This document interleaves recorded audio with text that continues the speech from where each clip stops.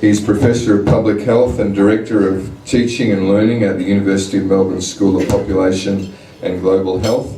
He teaches courses on public leadership and health promotion in Melbourne, Mozambique and South Asia. He first worked in refugee healthcare in the Sudan with Save the Children Fund and Médecins Sans Frontières, and later for Congress, the Aboriginal Community Controlled Health Service in Central Australia. He has worked for the Burnett Institute, the World Health Organisation and UNAIDS, and was CEO of Victorian Health Promotion Foundation, Vic Health, from 1998 to 2007. He was chair of Melbourne Storm from 2006 to 2010 and chaired the National Preventative Health Task Force from 2008 to 2011. He now chairs the Federal Minister's Men's Health Reference Group, the Technical Advisory Panel of the Gates Foundation's HIV Prevention Program in India, and co-chairs the Australia-India Task Force on Tobacco Control. He is co-author of 4 books, his most recent being Recipes for a Great Life, written with Gabrielle Gattei. Thank you, Rob.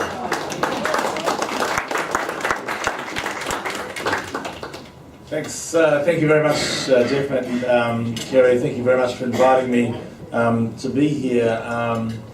It's a real honour. I know John Landy's in the room.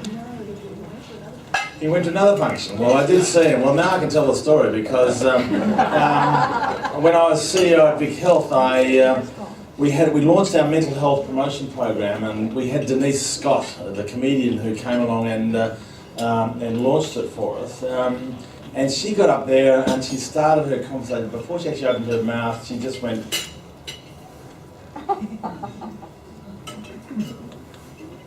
For about 2 minutes. And then said, I've just been doing my pelvic floor exercise. So she then encouraged us all to do our pelvic floor exercise, which we then did for the next 2 minutes. And then you had to turn to the next person and discuss how much fun it was with them. And I happened to be sitting next to John Landy. I'm sure he doesn't remember it. Or at least I hope he doesn't remember it. I'll just, this won't be death by PowerPoint, but I did, it is sure,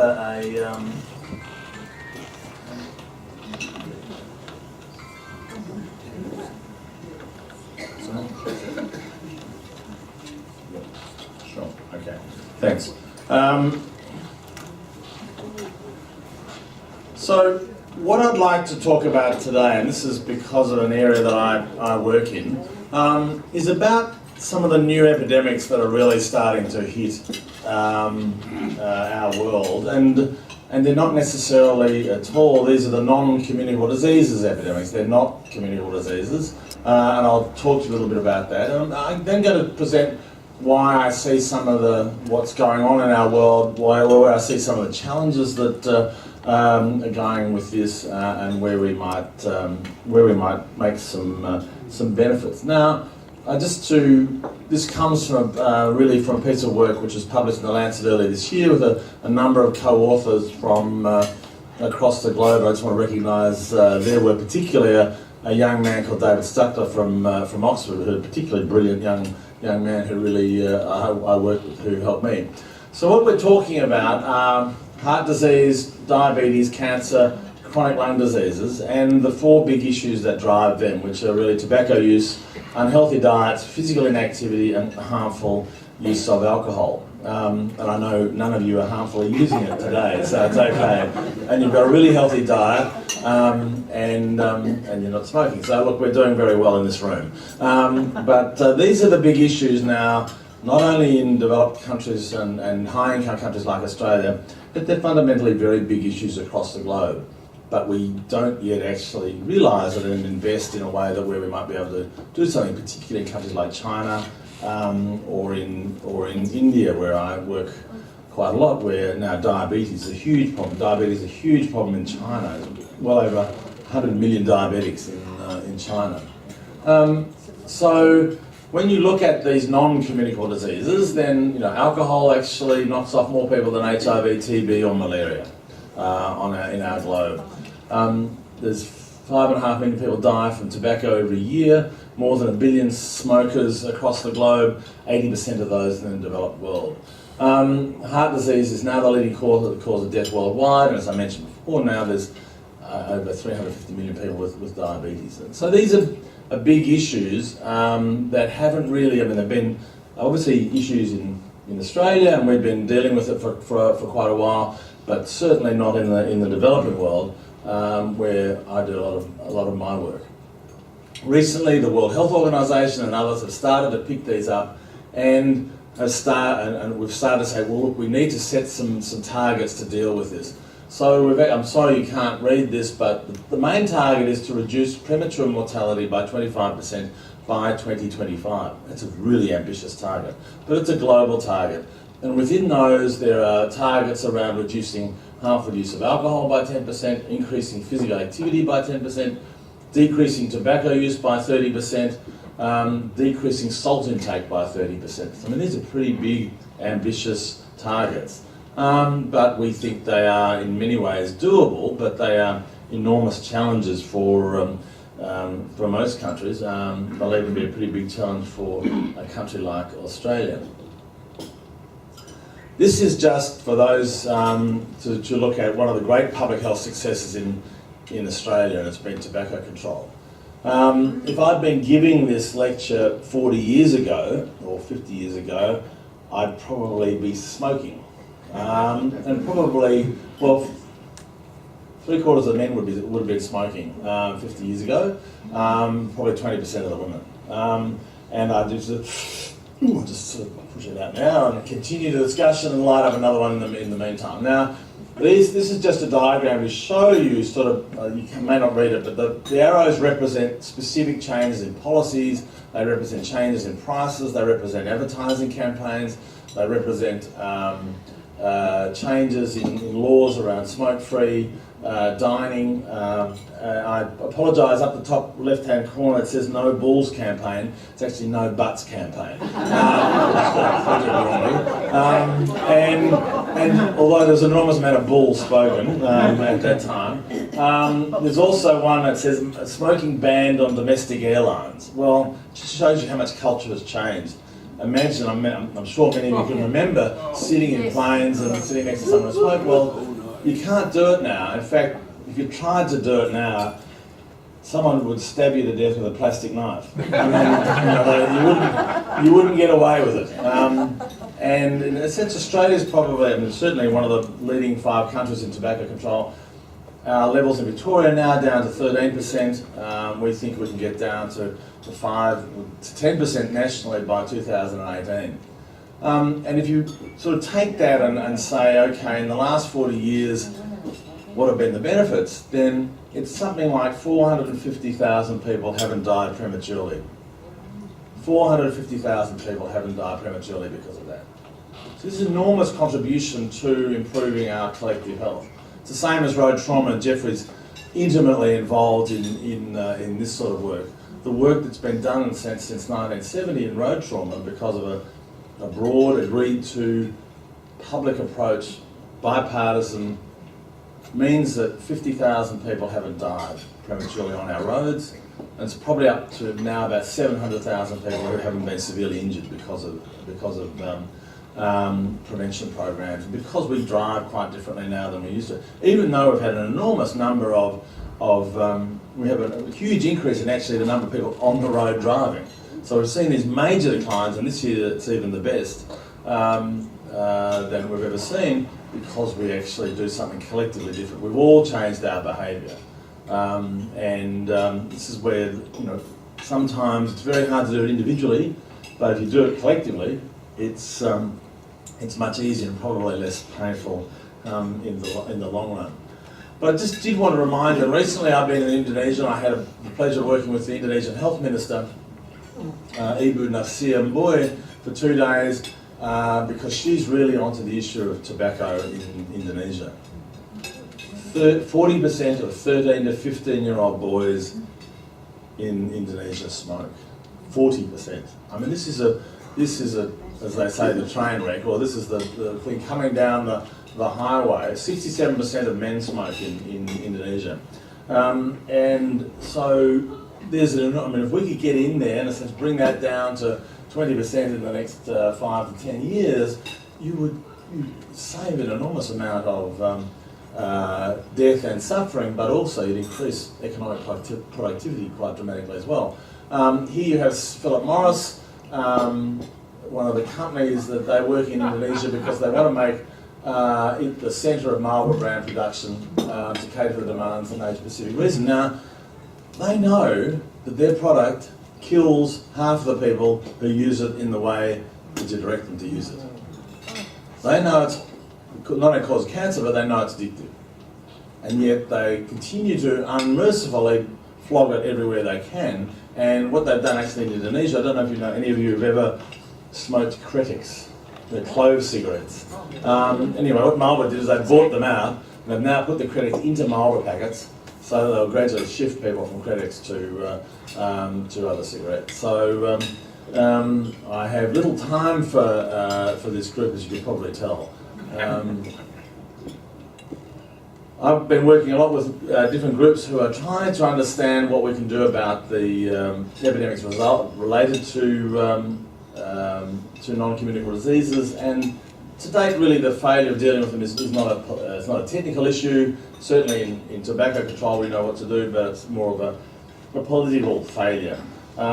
Nationally, and development agencies and foundations are yet to really take this seriously, and even the ones I've worked for, I mean, Care International, Oxfam, World Vision, Médecins Sans Frontières, aren't really picking up on this issue and investing, and neither is the big aid agencies, USAID and the English ones, and even the Australian one. We do some work in the Pacific, but not in other areas where we know actually what we can do. For example, in tobacco control, it's awfully cheap to do it. And the most successful thing you can do actually to decrease tobacco consumption is increase price. And the best way to increase price is to use tax. So it actually brings money back to the government, if you want it.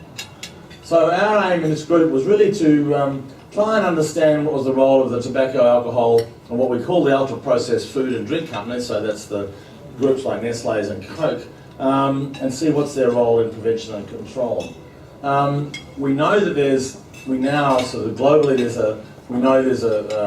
an irreconcilable difference, a conflict of interest between public health and tobacco.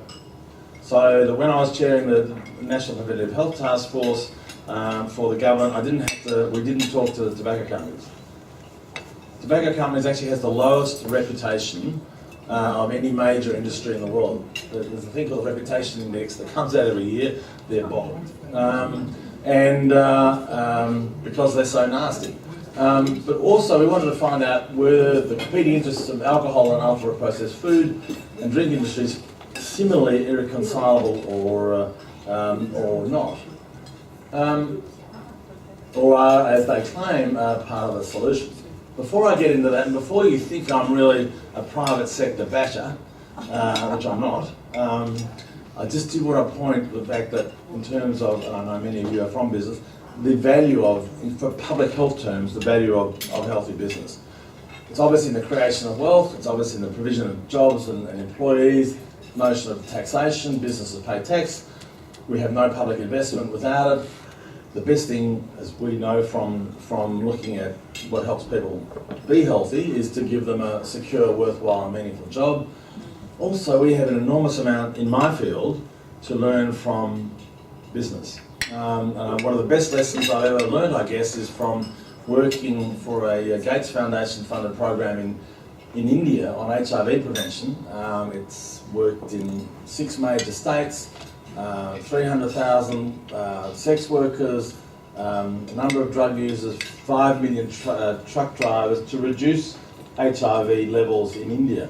And it was run by a guy that came out of McKinsey's global consulting firm. He'd never worked in public health before, but he brought to this mindset that was absolutely brilliant. He was absolutely focused on measurement, absolutely focused on execution, absolutely focused on how to be flexible, to change things when they were wrong. Things that we don't necessarily do in my field very easily. And right at the centre were in a sense, the customers.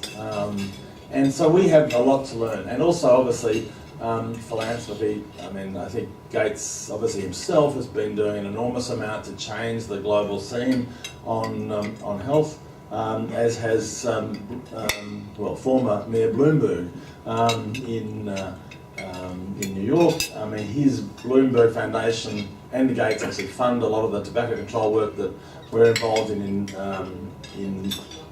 Southeast Asia. And in fact, the Bloomberg Foundation has been instrumental in helping Mexico, which is one of the first countries to put a major tax on soda and on food, on junk food, and now to reduce exposure of their kids to junk food advertising. Simply why? Because Mexico's #1 on the obesity podium, if you like, across the globe. So they've got an enormous problem with really poor diet and poor health because of it. But that's the certain sense of where I'm coming from the role of business in our world. However, there are transnational corporations who are major drivers of these non-communicable disease epidemics. Because, I mean, they profit from increased consumption of tobacco and alcohol. That's their business, and I have no problem with that. That is their business. Their business is to make money. Their business is not to make health. I understand that, but there are irreconcilable differences with what we're doing, and we have to try and work those out, because they are and have become, just as the mosquito is for malaria, they are for these diseases. They have become, in many ways, the vectors.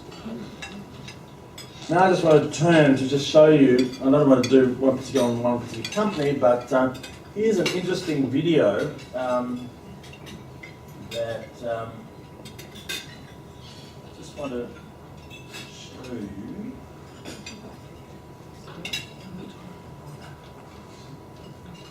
September, in the dead of night, the world's most iconic brand did the unthinkable and took an entire country by surprise.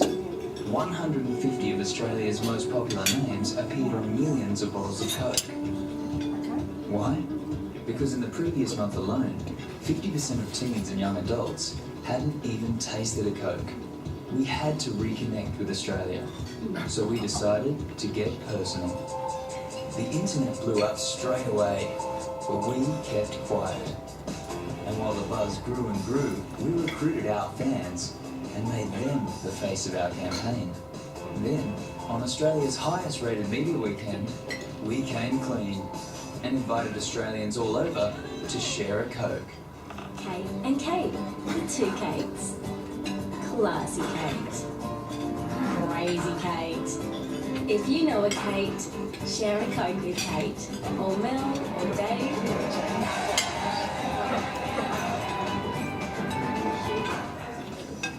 Our message was everywhere, digitally and interactively at Sydney's iconic Coke billboard. Whichever way you turned, it was you and your friends up in lights. The media instantly took notice, blogs lit up. Australia had fallen in love. Coca-Cola. Cheerio, Coke. Thousands of requests poured in for more names, but we were ready. With kiosks where you could get any name printed on a Coke can. People couldn't get enough, queuing for hours. But the requests kept flooding in. So we put it to a vote and asked Australia who they wanted to share a Coke with most. And after 65,000 people got their say, 50 new names were released. We invited everyone to share a Coke, and share they did. Whether old or young, drinkers or non-drinkers, friends searched for names, tagged one another, shared stories. Australians everywhere were once more connecting over the world's most iconic brand. And with the holidays looming, we celebrated and shared a Coke with a friend who brings a smile to every face. In just 3 short months, 5% more people were drinking Coke. Sales transactions grew by 3%, volume increased by 4%. an 870% increase in Facebook traffic, 120,000 media impressions, 76,000 virtual Coke cans shared, 378,000 extra Coke cans printed at kiosks, and one country painted red. With one simple tweak to a label, Coke once again became part of popular culture.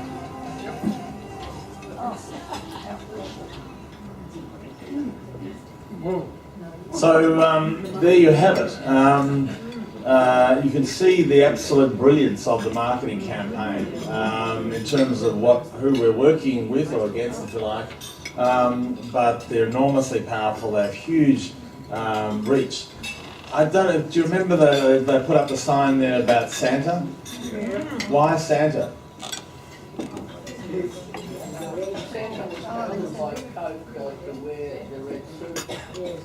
Santa's a product of Coke. I mean, the colours of Santa are Coke, and has been promoted by Coke as their sort of one of their major reinforcing images over the last 100 years. There's the third edition of the book by a guy called Mark Prendergast on Coke. It has the secret recipe, the original secret recipe, because it was a medicine which actually did have cocaine in it. And so the way that they worked is very, very interesting company. They said they were the world's most iconic brand name, which they have been for the last 50 years until this year. They're no longer. Apple and Google have taken over. It is interesting because we often call these diseases lifestyle epidemics. However, as I said before, there are differences. These are also driven by extremely heavy marketing to our children in particular. There's a huge expansion of these transnational companies into low and middle income countries, and you probably may not be able to read this at the back, I'm sorry. But what we've done is looked at, well, where are the increases in sales and market sales in low income countries and middle income countries compared to high income countries. And if you have a look at things like soft drinks, then it's double the growth in low-income countries. In oils and fats, it's much, much more. Even in alcohol, it's 3 times the amount of growth rate in low-income countries. Tobacco is 20 times. So where the big companies now are going is to the Chinas, the Indias, but they're also going to the Mozambiques. They're also going to the Burmas. They're also going to throughout the Pacific. We looked at, well, how do they operate? And do they use strategies the same as tobacco companies? And we found out that yes, they do things like bias research findings. Evidence says to us says that if you have your research funded by food companies, then it's 4 to 8 times more likely to have findings that are positive for the food companies, both with sugar-sweetened beverages and food. The notion of co-opting policymakers and health professionals. If I go and see the health minister, I know that they've been there before me and after me. And in a sense, their lobbying power is much, much greater. And we've seen that with tobacco. And also they can obviously influence voters to oppose any form of public health regulation, even though it may have some very good common sense behind it. And they also do blatantly ignore their own codes of conduct. I don't know if you can't, I'm sure you can't see this, but the top right hand one is, you can see it from the front, it's actually an outline of a very attractive woman. It's Bogues, I think. And basically what they've got is under that they're saying, hey, you're not meant to, in their code, use sex to advertise your product. So they're very cynically ignoring their own codes. Coca-Cola says they never market to kids. We've just seen a very strong marketing campaign to kids. And all you have to do is download Santa's Helper. It's an iPhone game produced by Coke, obviously directed for kids. Now, if you think I'm a conspiracy theorist, you're right. I want to out myself, sorry. But this is actually a bit of outrageous conspiracy thinking. But if you have a look at the colour there, okay, you go back into history and you look at the Pied Piper. very similar colours. I'm joking. But in terms of the role of what leads our kids into adoptive behaviours, then they know how to market very well. Very interesting book written by a New York Pulitzer Prize-winning journalist, Michael Moss, actually looking at how the food giants have hooked us on the salt, fat and sugar. And he talks about this notion of the bliss point, which is, I mean, again, they're so very clever, but they worked out, say, for a chip or a crisp, what's the maximum, what's the optimal crackability of a chip that gives you the most satisfaction, that will make you want to eat them more. So if you get the right click, you know what it's like in your mouth, and you click on a chip. It's a pretty good feeling. Well, they worked it out about what's the sort of optimal bliss point, as they call it. It's a really interesting read, actually, because he's gone back into the history of them and worked from their own records. So we're working with some very, very clever people. Now, we often ask governments to regulate. We say, look, you should be reducing the amount of exposure of our kids. Remember, Australian kids are exposed to an enormous amount of junk food advertising, alcohol advertising, and now betting.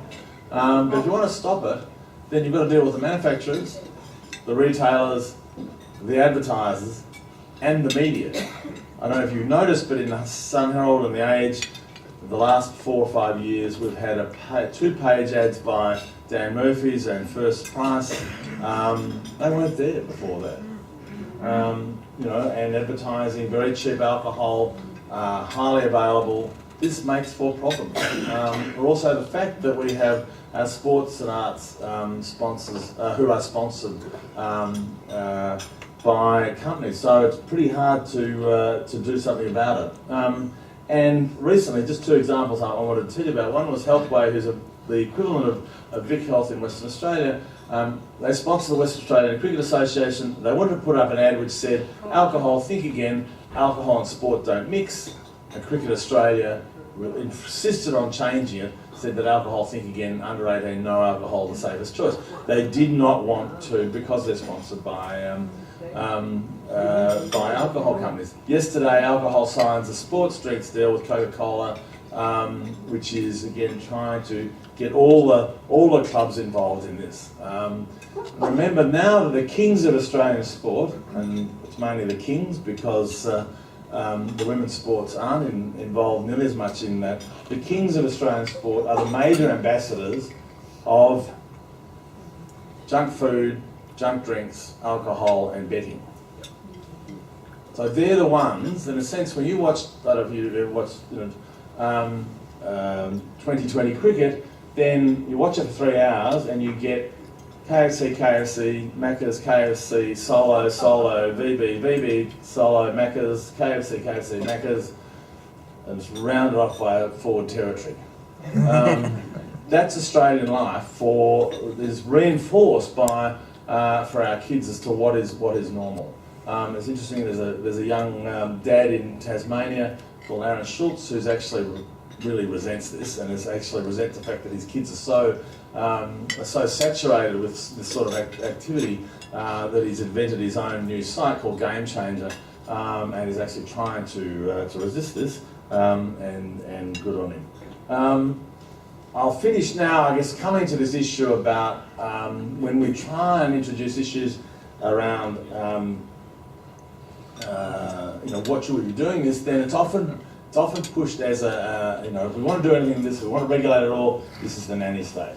And remember that the nanny state was actually an argument it was invented by a guy called, an English MP called Ian McLeod, I guess, Scottish MP, who hated this sort of thing, hated any form of government regulation, died at the age of 60 from tobacco-related diseases, as did another famous supporter of this Oberon War, who again died of the same problem. I mean, that's absolutely their right, but it's not necessarily their right to block everybody else. But it is often pitched as a personal responsibility or societal responsibility. And our new Prime Minister is very much focused on the personal responsibility. You know, get yourself into some budgie smugglers, get on the bike and get your kids away from television. He's not wrong. He's not wrong. But he's only a half right. But he's not wrong. And you know, personal agency is very important. It is, parental responsibility is very important, but it's simply not enough. The decisions that influence what we do, the environment in which we live, heavily determines our behaviour as well. And it's how can we make our environment healthier so that the healthier choices are in fact easier to make. They become pretty hard, and the lower your education levels, the lower your level of employment, the lower your level of income, the harder those decisions are. Why? Because you'll have a hell of a lot more junk food outlets in your suburb. And you'll have more betting outlets, and you'll have more alcohol licences as well. Just so you don't think it's just me, this is Margaret Chan, who's the sort of global doc, if you like, the head of the World Health Organization. She says it's not just big tobacco anymore. We have to contend with big food, big soda, and big alcohol. All of these industries fear regulation and protect themselves by using the same tactics. She got absolutely beaten over the head for this, by the way. So pretty gutsy. There is hope, and some of the wonderful organisations that are really starting to respond to some of these issues. The Obesity Policy Coalition, there's a Live Lighter campaign in Western Australia, which is showing a very brave and honest campaign funded by the government there, and a new group actually started by one of a young man called Sandro De Mayo and his brother Giuseppe, called NCD Free, which is a global social movement, both Melbourne graduates. So, I think the challenges for us are huge in this area because of the power of the industries. On the other hand, I think that now that we're seeing changes in other countries like Mexico, the US, Finland, we will eventually get to a situation. This is not about prohibition. It's about how do we get the optimal level of control, I guess, so that companies are making a hell of a lot of money out of healthy food. And in a sense, our diets are changing. They're making money out of physical activity, and they're probably making money out of safer, lower alcohol products. I think I'll finish there. Thank you very much.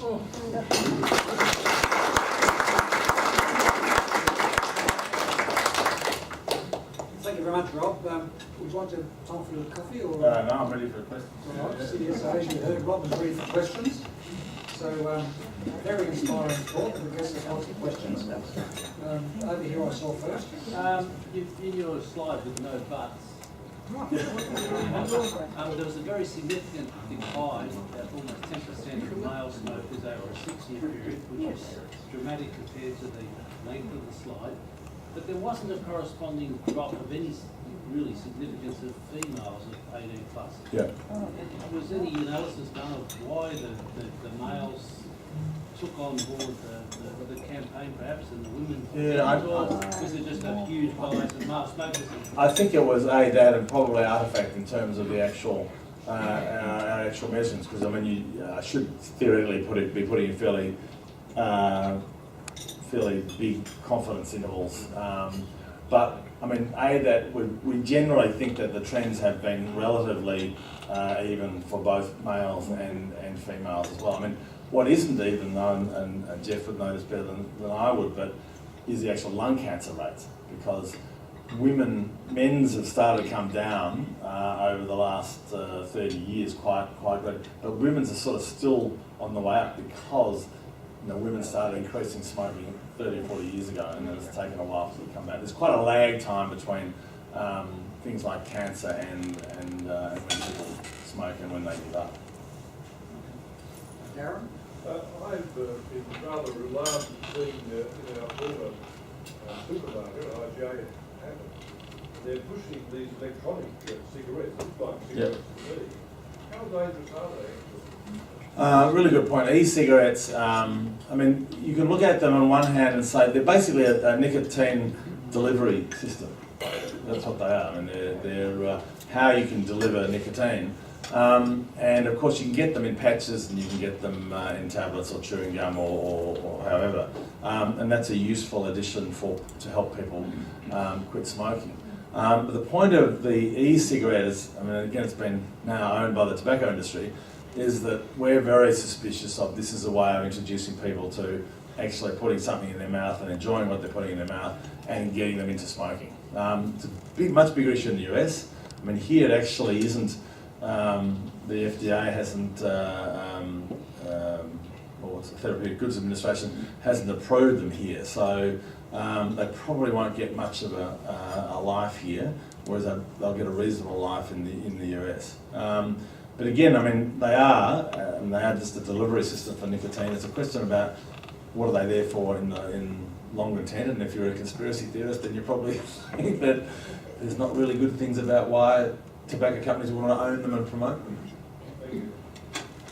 That was a question from Darren Groom. I guess just acknowledge Darren was past council of the Graduate Union, so thank you, Darren, for that question. And beside Darren is the past chairman of the council of the Graduate Union, Neil Taylor. So good to see Neil along with this dinner too. Thank you, Neil. And at the same table, there's a lady here trying to catch her eye. You had a question? Oh, it's really thank you for that football. I just wondered if you'd like to comment on, I mean, this probably applies to Australia, but we reduced our smoking levels, which is different, and we are in the process hopefully of improving. That was the question. But we then ended up with an aging population, which I don't think the other questions make more answers for.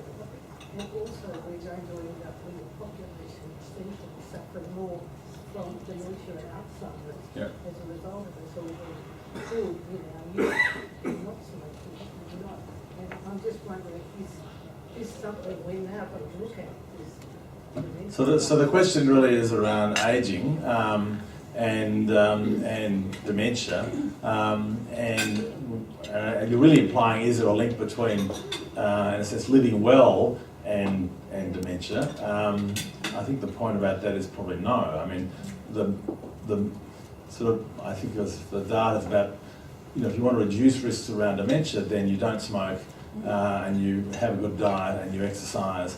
We all live to a certain age. Yeah. We all get dementia. No, I mean, you won't all get dementia if you live to a certain age. I mean, that's not true. But obviously it is, as we get older, you do increase chances. But I mean, I think, again, you need to ask people like Colin Masters and who know much more about this than I do. But certainly one of the best things we do, and we talked with people like Alzheimer's Australia, and I was actually on a panel with Sue Peters-Hawke, that's Bob Hawke's daughter, who has obviously been through, works a lot with Alzheimer's Australia, and her point really is about focusing on, in a sense, leading healthy lives is actually a partial protection for Alzheimer's. I think that's a message we want to get through about this as well. It's not just about now, it's also about the future as well. Thank you. I'd like to ask about another silent epidemic, macular degeneration, which causes this very fine central point of the retina to essentially go out. And it's one of the leading causes of blindness along with diabetes. How preoccupied with this is the public health community, and could you update us on the research and any current My goodness. findings?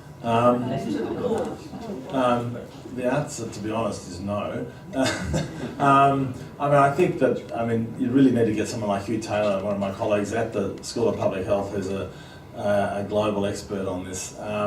It is a very important issue there. It's actually also associated with tobacco as well. So again, some of these things where we can actually reduce levels of these vectors or determinants of poor health. I think, from my understanding, that in terms of talking with people like Hugh, is that since the government is actually trying to take, we are collectively trying to take issues around macular degeneration very seriously, and we're also obviously trying to take the issue around diabetes and diabetic diabetic retinopathy really important. In fact, there's a major new initiative next week being launched by Fred Hollow's Foundation and the International Diabetes Federation, actually, to really look at prevention of diabetic-related blindness. But I'm sorry, I can't really. I could get you contact with the people that really do know about it. Professor Rambo? Rob, you mentioned salt intake, and I want to. I'm really concerned about the amount of salt that's in our processed food, and particularly our junk food. Yep. And it would seem not that difficult to get manufacturers to reduce the salt. It would seem not that difficult, but how can we get the salt levels down? Really, really good question. And salt, for those who don't know, is a major driver of high blood pressure, and of course, high blood pressure is a major driver of heart attacks and strokes. So, and Jeffrey's point is, isn't it easy to get manufacturers to reduce salt? We have two experiences. If we compare the UK experience to the Australian experience, both about 5 years ago, but the Australians started a bit later, have what is called a food and health dialogue. It's a combination of public health people and industry and government. In the UK, they had the government who leant over the shoulder of everybody around the table and said, if you don't decrease the amount of salt in your food, we'll make you do it. Okay?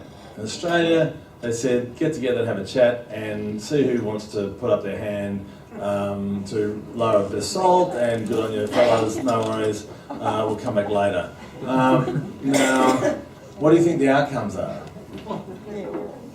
Bruce Neal from the George Institute is just about to publish his findings around the Food and Health Dialogue, which has showed, from what we can see, virtually no progress at all. The Australian Food and Grocery Council disagree with us, but I'm yet to see any major declines. Where have we seen it in the UK? This is the role of government. We need an umpire here. Why? Because if I was a manufacturer and I said, well, I'll put up my hand and decrease the amount of salt in my chips, and my competitor doesn't, they'll get the sales and I won't. So, but if everybody's got to play on the same playing field and you lower it, you can, as Jeff's point, you can actually do it very slowly and very evenly. And we wouldn't know. I mean, they've raised the salt in our food over the last 30 years without us really knowing. And now we can reformat. It's the same for sugar and for salt, but sugar and fat. It's just very hard to do for individual companies. Why would you do it? You're going to lose market share. I consider the Food Standards Association the grocer's friend. But I'd like to know why sugar gets such an easy ride from the dietary guardians, because every time, everything seems to be getting sweeter and sweeter, including so-called savoury foods. And every time the salt is slightly lower, the sugar content goes up. And I mean, the classic was of reducing fat in yogurt and just replacing it with sugar. So you didn't change the caloric content whatsoever. I mean, basically, I think sugar is actually the next feasible target where we could make some considerable progress, mainly in sugar sweetened drinks. Why? Because it's absolutely empty calories. I mean, there's absolutely no nutrient value in Coke. Although someone did tell me last night, it was John Funder told me actually that he cleaned his mother's medal in it. So obviously it does have real value, but perhaps not in the way that was intended. But that's a real area where I think, in terms of the consumption for there's been recent studies done in the UK and Australia trying to understand how much of a benefit we could get from reduction in sugar content through sweet. But this is something, in food we could do it, but we've got to do it with support of a legislative umpire. And at the moment, we don't have that. We won't actually have that probably until we have a sufficient level of community outrage. So if you'd like to get out there and outrage, go for it. Thanks, Rob. Sorry. Great presentation. Just turning the focus to our Indigenous people. Yep. It's tough enough to get the message on alcohol and tobacco and diabetes to our city folk. How do we get on with the Indigenous folk? So the question is, how do we, because for Indigenous Australians, and if you look at the sort of the gap in health status between non-Aboriginal Australians and Aboriginal Australians, then the average life expectancy difference is now about 11 years, and about half of that is actually attributable to tobacco and alcohol in particular, and diet as well. But I mean, one of the things I'm actually quite hopeful for, is a really major investment in tobacco control in Aboriginal communities. And I worked in Central Australia in the mid-1980s, and no one was interested in tobacco control then. No one. I mean, none of the leaders were, and got to very high levels. Now that's quite different. I mean, talk to Kerry Arabina, who's the Indigenous Chair of Indigenous Health at my school, School of Population Health. She was on the sort of the Congress of the First Peoples, which is one of the leading bodies in Australia. All 8 people were ex-smokers. It's obviously at a slightly different level, but I get a sense within many Aboriginal communities that this we will be getting somewhere there. Alcohol, I think it's a really difficult issue. I mean, this is again where in Alice Springs we used to, in the 1980s, we would complain about every new liquor licence. Why? Because you had these new liquor licences, they'd open them up, they'd have pubs, they'd make sure the dress regulations didn't allow the Aboriginal people in, they'd open it up in the beer, in the takeaway bottle shop, you'd sell cooler bar flasks, plugins they're called, it's cheaper than water. And for many years, I really take my hat off to John Boffa, who's a friend working in Central Australia, and others who've been trying to get what they call a minimum floor price for alcohol, and they've actually already done it, and then it was repealed. But when they increased the amount that you could buy a flask of cooler bar, then the number of deaths actually dropped, and the number of serious head injuries and wounds actually dropped. And it's a public health measure. One of my colleagues, Peter Deutschmann, who ran the Nossel Institute, he's retrained as a surgeon, which I think is admirable. I can't retrain as anything. I mean, my kids won't even let me near them as a doctor. But it's fantastic to see what you can do with these. It does take the intervention of an umpire sometimes, and the biggest, in this case, the people that don't want it is the Australian Hotels Association, so many politicians probably have launched their election campaigns in hotels supported by the Australian Hotels Association. But again, I'm just a conspiracy theorist. Rob, are you able to stay for the evening? Because I can see there's still a lot of hands I can see here. You have a time limit that you... No, I don't do any work, I'm an academic. I think there's a question at this table, was there? Yes. I just want to pick up on the very good point you made about government regulation, and particularly to pick up the point made about sugar.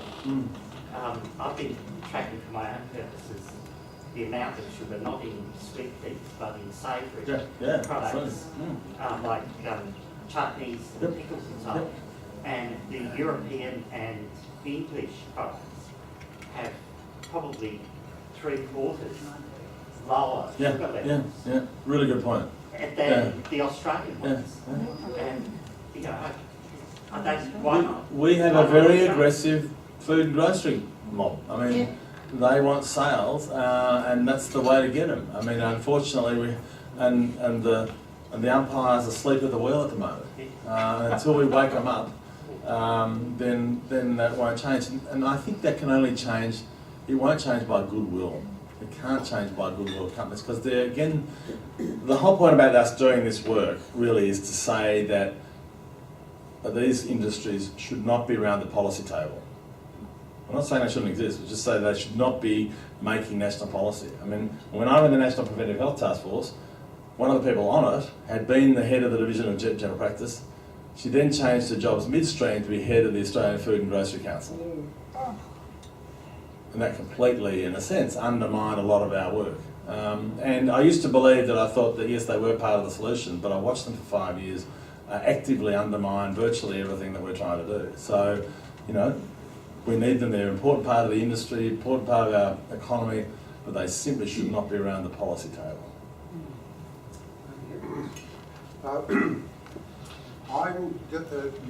That was a fantastic one about Coca-Cola. Paul Hawken on sustainability, 1.2 million organisations in sustainability. What's the opportunity of using crowdfunding and all of these other organisations? And I'm thinking there's bringing in sex. Women are more kissable if they don't smoke. Men, you've got more libido if you don't have too much alcohol. Cosmetics. Promotes the desire but takes away the performances. And we can reduce this to a Tony Abbott, no big tax. We reduce our costs because if we eliminate all of these costs of diabetes, heart failure, nursing and so forth, we've got an unbeatable message. Yeah. What are you doing in that area? Look, prevention's actually a really tough area. The reason being that us, as punters, voters, we want our ambulance, we want our hospital bed, we want our top surgeon to look after us. If we're sick, we have very high expectations of treatment and care.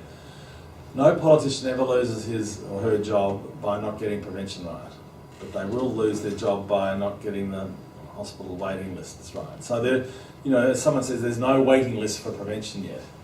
We've yet to sort of establish it. So it's a politically, from my perspective anyway, quite a politically hard thing. I mean, everybody says prevention is better than cure, but we talk about it, we don't actually, it's hard to translate, even though that's why we're trying to get better figures on to show people how effective these public health campaigns have been. But it doesn't affect me, and if you have something prevented, then you don't see it. You know, whereas you have a problem, you get it treated. So I think it's a harder job to really get people on side. You do get success from having sometimes real leaders that have been personally influenced by these issues. David White was the leader of the health minister here that brought in Vic Health, which is using a tax on tobacco to buy sponsorship in sports and the arts. Now, he did that because David White's dad had emphysema. Nigel Gray, who was the person that did it, had taken 8 health ministers to find one that was really interested in it. Nicola Roxon was really interested in prevention. She really understood it from a lawyer. She really understood what was going on. She was the one that helped introduce plain packaging. Her dad died of tobacco-related disease. So there are real opportunities. I mean, my constant refrain in teaching about this is there are 3 Ps. There's persistence, and there's persistence, and there's persistence. And you just have to hang around. I mean, that's why I put that graph up to show it's bit after bit. We're just at the beginning with some of these areas, and we keep losing on quite a few of them, but it is about community mobilisation, you're quite right. It is about getting our message. I mean, now we can actually start doing on the web, which is what we could do before on, do you remember a group called Bugger Up? Yes. Right. Do you remember what it stands for? Yes. Billboards utilising graffiti for unhealthy practices. I guess this is for me, but you should have it. No, that's fantastic. I mean, that is really, were you part of it? Well, I don't know.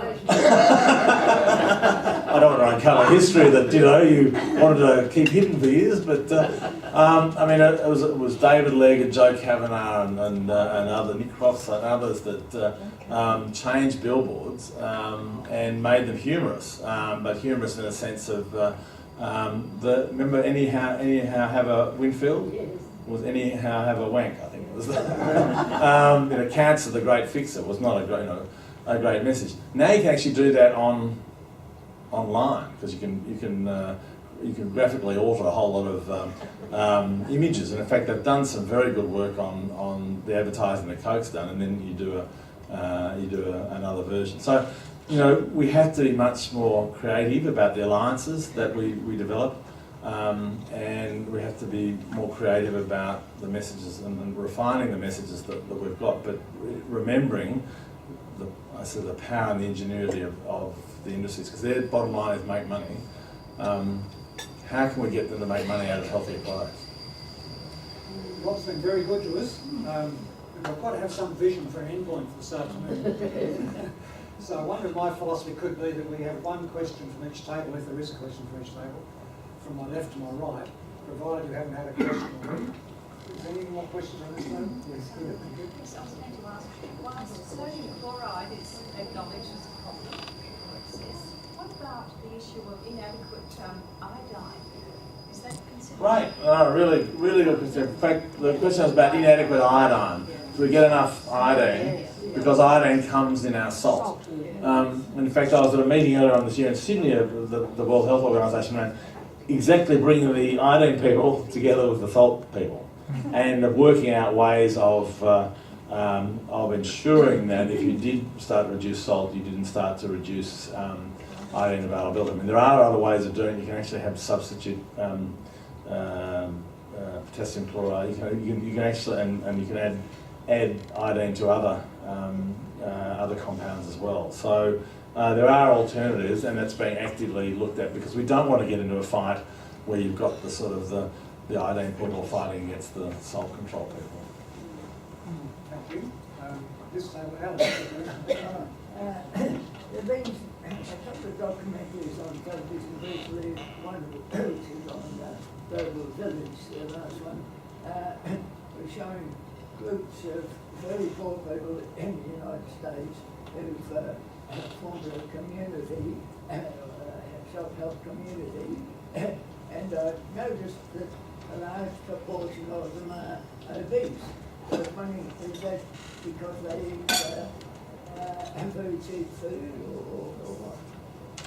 Well, I mean, you'll find the same in Australia, that in a sense generally the lower education. Sorry. Oh, the question was seeing a whole lot of community groups in the US that are relatively poor, and then they seem to have high levels of obesity.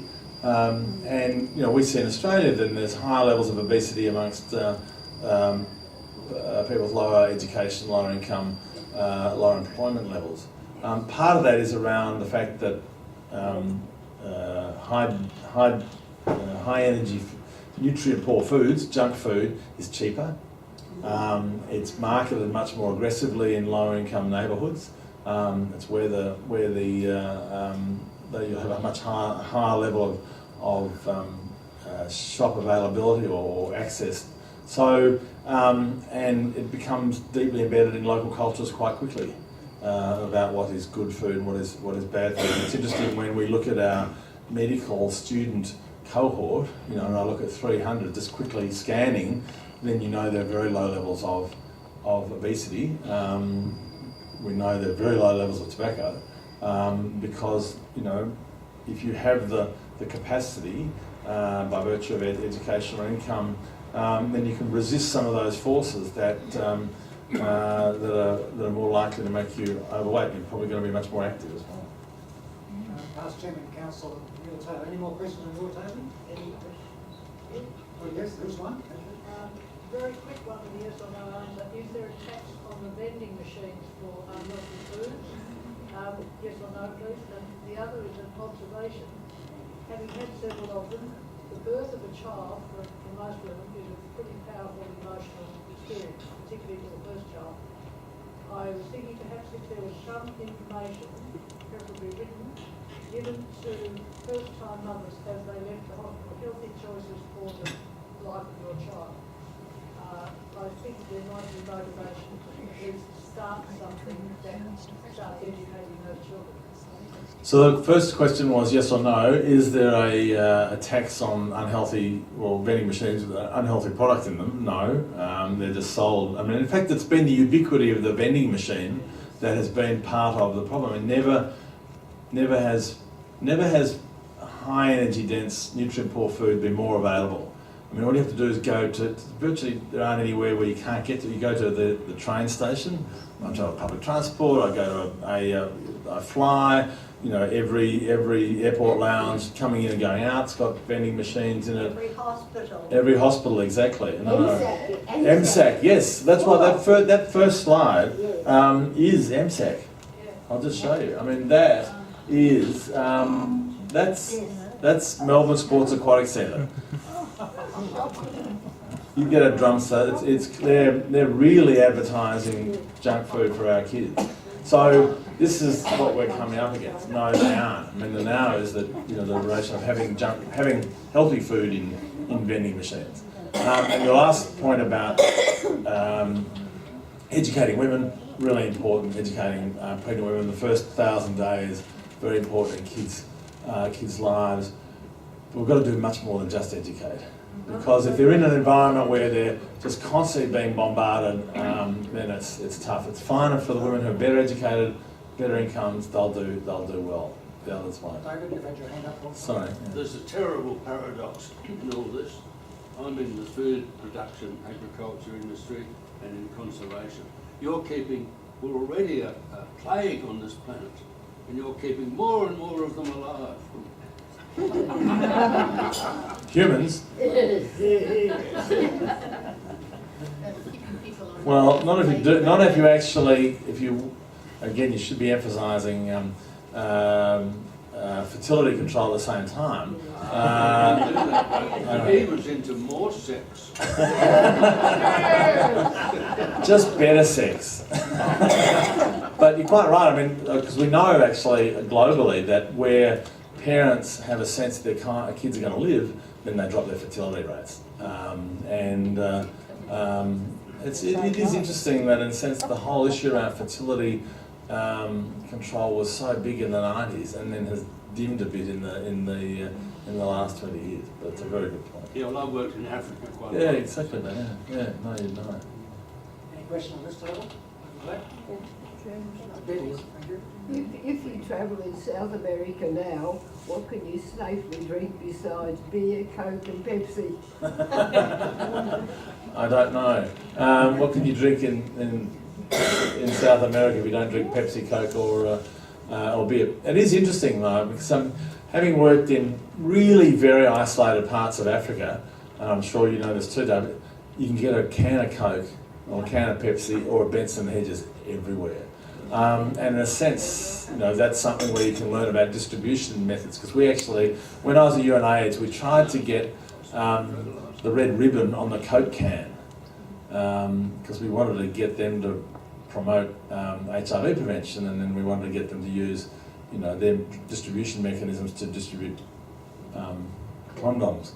And I remember meeting the most suavest African American who was running Coke in Africa at the time, and he basically said, this is well before I got into the whole conspiracy theory, he basically said, look, we're 10% sugar and water and 90% brand. And that's what they're brilliant at it. Back to Evelyn, any questions then? With youth and adolescents, the biggest drug of youth is binge drinking, alcohol. But also, like with Coke, these days are a fashion. How do you combat fashion and being cool? Why are they fashion? Because it's accepted within But the who's culture. promoted them to be fashionable?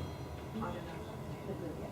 Well, this is what we're trying to get at here in terms of how do you manage a lot of the advertising to kids who are 13 to 15, but I'm just saying those ones, they receive the advertising on alcohol and are as affected by it as are the 18 to 24-year-olds. So that when they say they're not advertising to young children, they are.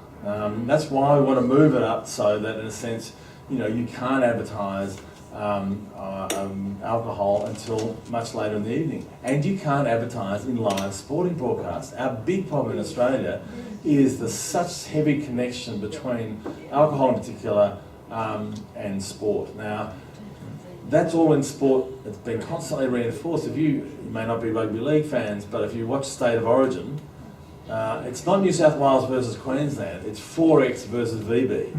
And we've looked at literally how many seconds you get that reinforced. Unfortunately, we don't have, in France you can't advertise around alcohol. They have the Evian law, they've had it for years. And it's something that, again, it's not about prohibition, it's just about sensible restrictions so that we do develop a good drinking culture. Margaret, yes? I'd just like to make the comment, forgive me if I'm not standing. I think that parents ought to remember the word no and not blame the children for pressuring them the whole time. They have the right, they have the money. And the other thing I'd like to say is that we get this catchphrase, junk food is less expensive than buying it. I refute that. I reckon a parent who is constantly wanting to offer nutrition with mincemeat and inexpensive vegetables when they are inexpensive could make a whole difference. But I think it's up to the parents, and I know that women are under pressure because they're working mothers now, but I think the word no should come more into our vocabulary. And not No. Yeah, no, as a not such a good parent, I think you're right. And I wish I'd said no more. But I think it is, parental responsibility is important, but again, I'm trying to make the point it's not the only thing. And the decisions in which people make, it's not only the cost of food, but it's also the convenience, the availability. So that added, or because you're quite right, you can actually have a good look around and you can find healthy food and produce it cheaply. It does take more hours to produce it, though. That's the problem.